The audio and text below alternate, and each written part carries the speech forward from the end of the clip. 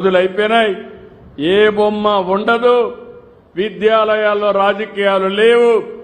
నేను ఒకటే ఆలోచిస్తున్నా, ఈ పిల్లల భవిష్యత్తు బంగారు భవిష్యత్తు చేయడమే కాకుండా ప్రపంచంలోనే చురుకైన యువతగా తయారు చేసే బాధ్యత ఈ ప్రభుత్వానికి.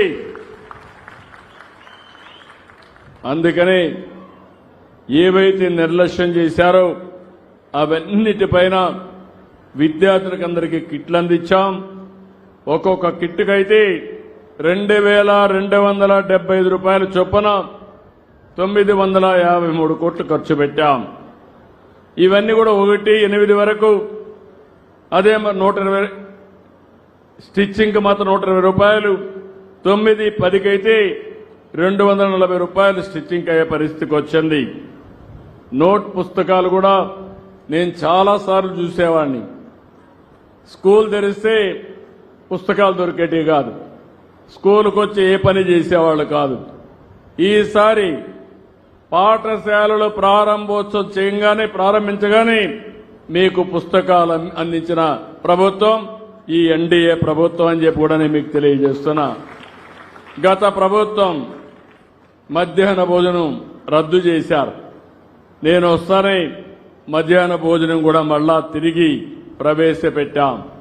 మీరు ఒక్క విషయం గుర్తుపెట్టుకోవాలి, నేను చిన్నప్పుడు చదువుకున్నప్పుడు నేనే క్యారియర్ తీసుకుని 6 కిలోమీటర్లు నడిచి చదువుకునే దానికోసం క్యారియర్ గాని పొట్లాలు కట్టుకుని 6 కిలోమీటర్లు నడిచి వాగులు వంకలు అంతా కూడా నడిచి స్కూలు మీ చదువుకొని మళ్ళా ఇంటికి వచ్చేవాడిని. అంటే 2 సార్లు 12 కిలోమీటర్లు నడిచేవాడిని.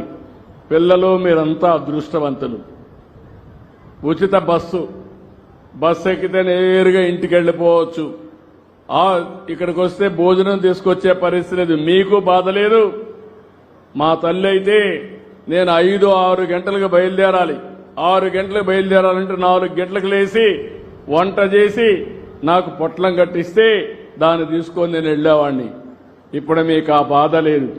మంచి రుచికరమైన భోజనం, ఆరోగ్యకరమైన భోజనం, వేడి భోజనం. మొన్నటి వరకైతే బియ్యం బాగలేవంటే కాదు, నా పిల్లలకి సన్న బియ్యం పెట్టాలని సన్న బియ్యాన్ని తీసుకొచ్చి నాణ్యమైన బియ్యంతో ఈరోజు ఇస్తున్నాం. ఇంకా వీలైతే నేను ఒకటే చెప్తున్నా, డిపార్ట్మెంట్కి క్వాలిటీ కాడ కాంప్రమైజ్ లేదు.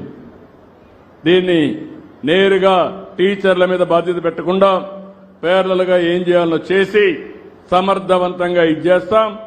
ఎప్పటికప్పుడు తల్లిదండ్రులు కూడా ఫీడ్బ్యాక్ ఇవ్వండి. ఇప్పుడే మీరు ఒక విషయం చూశారు, గంజాయి వద్దు బ్రో. నేను ఈ విషయంలో మిమ్మల్ని అందరినీ కోరుతున్నా, మీరందరూ ఇది ఆషామాషిగా తీసుకోవద్దండి. నేను ఎన్నికల ముందు ఒక మాట చెప్పాను, మొత్తం ఏజెన్సీ ఏరియాలో విశాఖపట్నం అరొక పాడేరులో గంజాయి పెద్ద ఎత్తున పెంచారు. మామూలుగా కాదు, ఒక వ్యవసాయ వాణిజ్య పంటమారుగా పెంచి దేశానికి ప్రపంచానికి సరఫరా చేసే పరిస్థితికి వచ్చారు. దీనివల్ల చాలా మంది పిల్లలు కాలేజీల్లో అలవాటు పడే పరిస్థితికి వచ్చారు. ఏ పనైనా కంట్రోల్ చేయగలుగుతాం, లా అండ్ ఆర్డర్ కంట్రోల్ చేయగలుగుతాం.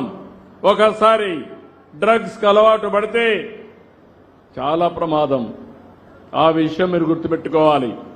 నేను ఒకటే హామీ ఇస్తున్నా, ఎవడైనా సరే డ్రగ్స్ అమ్మినా, గంజాయి పండించినా, గంజాయి అమ్మినా అదే చివరి రోజు మీకు గుర్తుపెట్టుకోమని హెచ్చరిస్తున్నా. మా పిల్లల భవిష్యత్తు ఆడుకోవద్దండి. అదే సమయంలో తల్లిదండ్రులు కూడా కోరుతున్నాం, నిన్నే ఆలోచించాం, ఎవరైనా ఒక షాపులో అమ్మితే ఆ షాపుని సీజ్ చేస్తాం.